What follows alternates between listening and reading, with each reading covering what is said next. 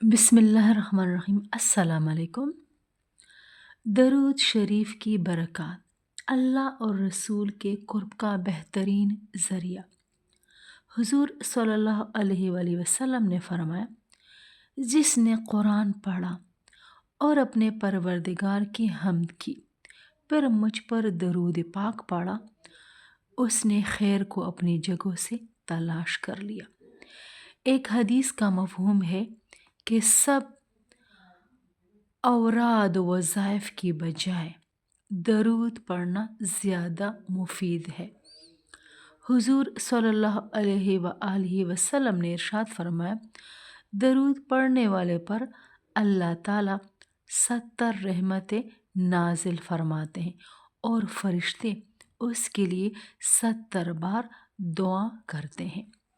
जो शख्स अपने तमाम वज़ाइफ का वक़्त दरूद पाक पढ़ने में लगा देगा तो उसके दुनिया व आखिरत की तमाम मुहिम्मात और मसाइब से निजात के लिए काफ़ी हो जाएगा और उसके तमाम गुनाह माफ़ कर दिए जाएंगे।